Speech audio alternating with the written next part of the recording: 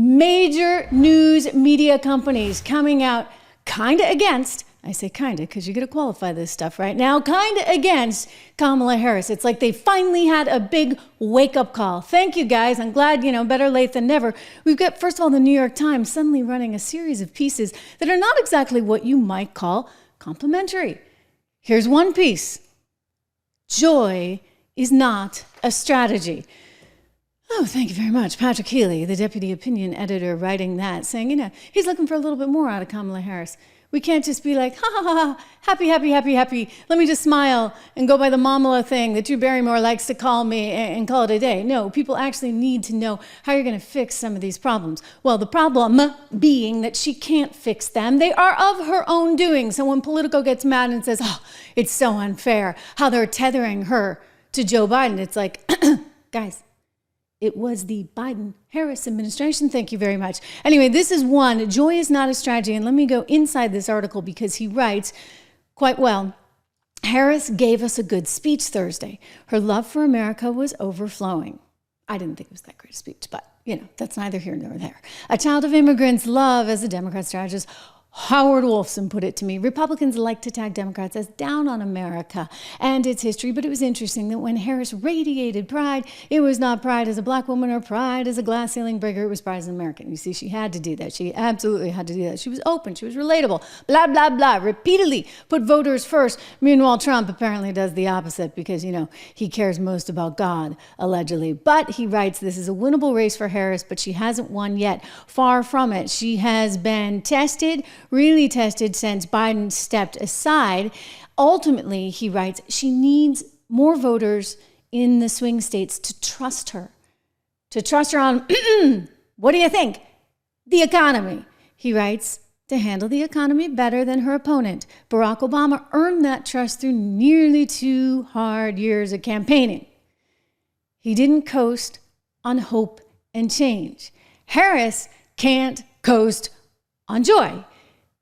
If she shows she can stand up under pressure, she can beat Trump and consign him for eternity to just playing God on Fox News. Oh, wow.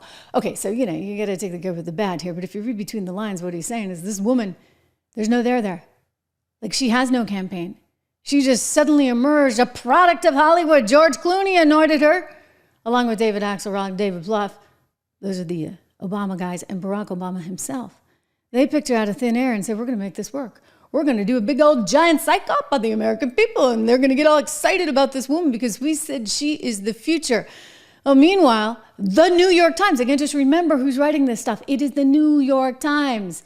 They published another piece, this one less than 24 hours ago, by Rich Lowry over at National Review, the title being Trump Can Win on Character. Character, you see. And he goes in depth about it's not necessarily personality. It's not necessarily, is he going to win this, that, husband of the year, whatever. No, it's about that people actually think that he has the character to see things through, that he wants to see things through, that he's consistent. I mean, compare and contrast with Kamala Harris, who's clearly not consistent, right? She flip-flops around all the time.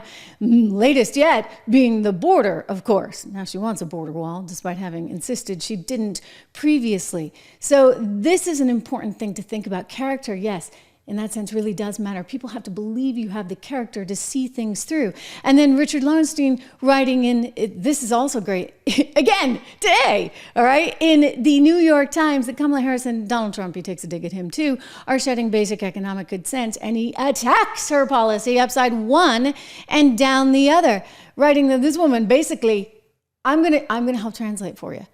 She's kind of dumb, okay? Forget the proposal addresses a problem that no longer exists, he writes. This is the inflation stuff because he's pointing out that food prices have since come down and that supermarkets are really getting hit on their notoriously thin margins. He said more dismaying was her seeming ignorance that price controls, almost without exception, have led to shortages, supply chain disruptions, and eventually higher prices. When Ms. Harris pledged to crack down on opportunistic offenders and restrict excessive corporate profits, she seemed unaware that exploiting opportunities for profit is exactly what enterprise intended to foster. Wow. Okay, so that's pretty tough. But you know what? Maybe they see the handwriting on the wall. Did you guys see this? We went through some of these numbers yesterday. in yesterday's Trish Regan show. I continue to harp on them because I think this is important to notice. She got absolutely no boost from that Democrat convention, no boost whatsoever. So she's still sort of dead even.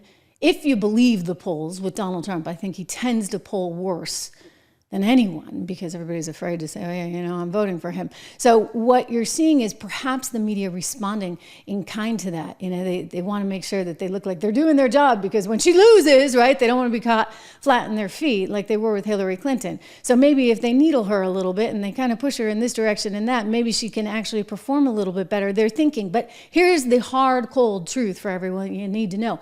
Kamala Harris does not have a lot upstairs.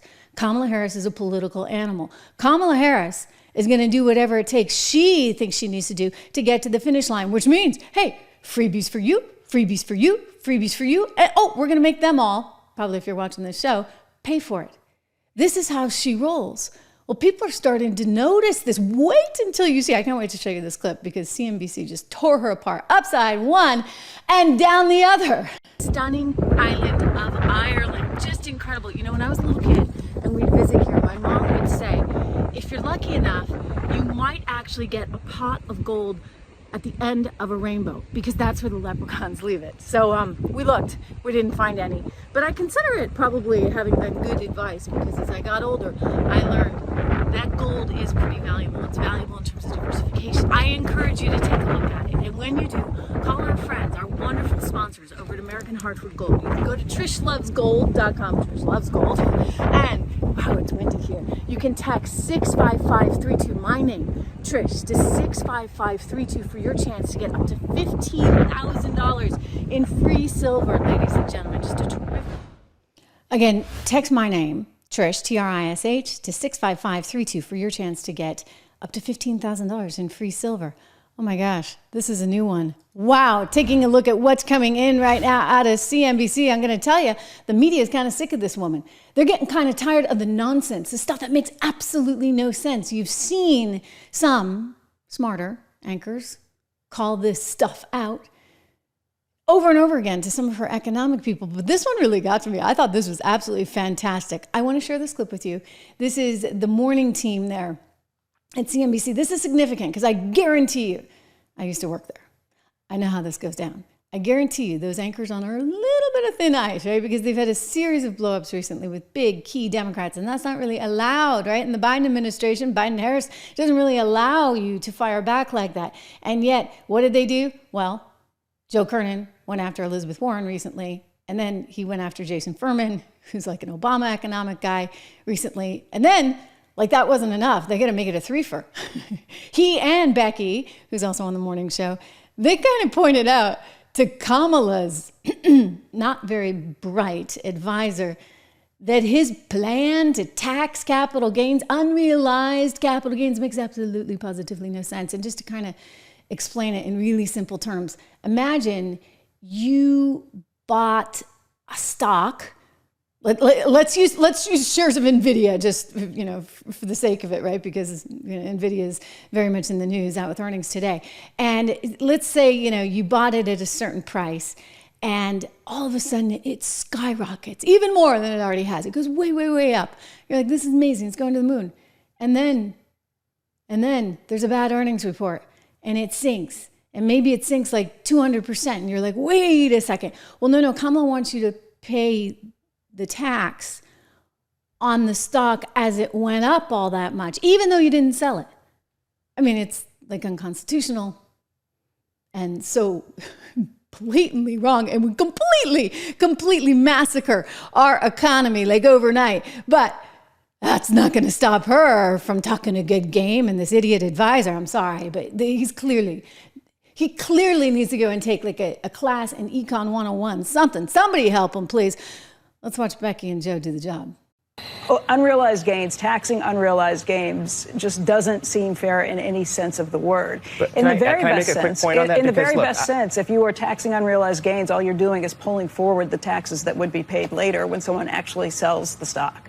I think that this reaction to unrealized gains is a little funny, given that I bet that the majority of people watching right now are already paying a tax on unrealized gains. It's called a property tax. Property tax. When the value of your home goes up, that's an old. It's a use tax. When the value of your home goes up, you pay higher taxes, even if you don't sell your home. Your value of your home never moves the way a stock moves, the way something else moves. That's always the go-to answer. It's also, property tax is a use tax. You're paying for the schools. You're paying for emergency services. Those are things that make absolute sense. And sure, and all the revenue that comes in from these unrealized gains taxes and the other taxes in the Harris plan are going to go to creating what she calls more opportunity. It's to make sure that every newborn born in this country gets $6,000. Using the services. Well, look, you're arguing that this is some sort of foreign concept that's completely unknown in the U.S. tax code. It's probably unconstitutional. It's probably, and it was never in anyone's intent to tax. It's not an income tax, and it's never going to happen. Probably. Not well, I'm not going to say my lifetime. I wouldn't say that. Not in Becky's lifetime. Oh, my goodness. It's not constitutional. I certainly hope it doesn't happen in any of our lifetimes. I mean, it would be the end of America, basically. Nobody would invest in anything. Think about it. Why would you take that risk? Because there'd be the threat of taxes on the horizon. This woman is not smart. This woman is running for the presidency of the United States, and I think she might just be a dum-dum.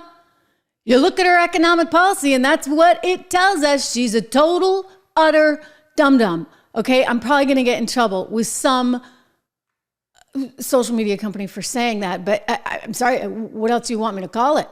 I mean, let me be nice and say that this is just like Maduro. All right, that's like the nice way of putting it, I guess. This is Nicolas Maduro, Venezuela style stuff.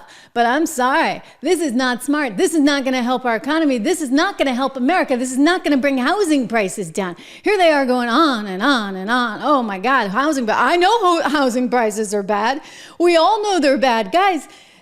I think you kind of own that, right? I think you might just own this one. A just-released housing index reveals just how rough the market is, especially for first-time home buyers. It showed home prices for the nation's top 20 metro areas rose 5.4% from June of last year to June of this year, a record jump for that month. And renters, not just home buyers, are feeling a serious squeeze, especially in New York. Moody's found New Yorkers dedicated a whopping 58% of their income toward rent compared to 27% nationwide. Yeah. All right. And that would be why? Oh, maybe because we get an administration that doesn't know what it's doing. Maybe actually Kamala Harris should take some responsibility for that. Instead of waving a magic wand with another Inflation Reduction Act that's not going to reduce a darn thing, saying, I want to give everybody who's a first-time home buyer $25,000. Because won't that bring prices down, you moron? I'm sorry. You know what? Let me get in trouble for calling her stupid. The woman is stupid. Stupid. And it's frankly kind of disgusting to see. I'm glad that Becky and Joe called that advisor out. I'm glad that the New York Times is saying, okay, we need a little bit more than joy to back us up here, because these policies will not work for this country. And people need to care about this. You need to be passionate about this, because this is frankly dangerous, dangerous stuff. Hey, they're telling you that Project 25 is dangerous, right? Project 2025, which is something that the Heritage Foundation has spent a lot of time and effort on trying to craft the policies that would help put us in a better position one day. They're trying to say that this stuff is dangerous. Let me tell you guys, you got the danger side of the equation, because we're all going to have nothing if we do what Kamala Harris wants. Anyway, go check out Project 2025, the truth about it. They think it's some big darn secret. No, it's right there out in the open for you to see. 25truth.com. Go check it out today. Learn about the policies that are actually going to put us in a better position as a nation. Learn about how we need more and more and more American energy. Give me green, give me fossil fuels, give it all to me, right? Because I want that energy from a national security standpoint. Give me better education and more choice for education for our kids. These are the kinds of things that are going to promote us as a nation, bring us forward, get the deep, dark state out of my business. Thank you very much. I think even Meta's CEO is starting to come to that realization. That story coming up. But here's the reality. Policy matters. It matters so much. Look, our economy is a big deal. I want to get to that because we got to talk about what's happening in NVIDIA coming out with earnings today. I want to just tell you, if you are interested in investing, excellent news. Good for you. If you're not interested, you're going to have to join me for one of my lectures, and I'm going to tell you exactly why you need to be, because this is really kind of the only way I feel that, especially if you're earning a very static wage, you can really get ahead in time, right? You want to be in that capital labor equation. You want to be part of the capital.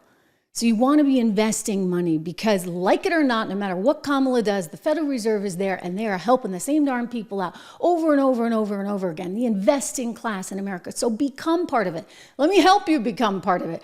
Go over to 76 Research today, 76research.com. This is my financial company, a research company that I own. We don't do any of the investing for you. That's all on you. But we guide you. We tell you. We have 3 model portfolios. We have American Resilience, Inflation Protection, and we have the Basic Income Builder, and these are the portfolios with 10 to 15 stocks in each one of them that help put you on the path to really having that kind of security and, frankly, that freedom that is so important as an American today. You can get the 76 report, which is our very frequent publication we put out with occasional stock picks and likes from our model portfolios in there. You can get it for $1 today. Just use code word dollar when you go to 76research.com. I'm telling you guys, these people really make me mad.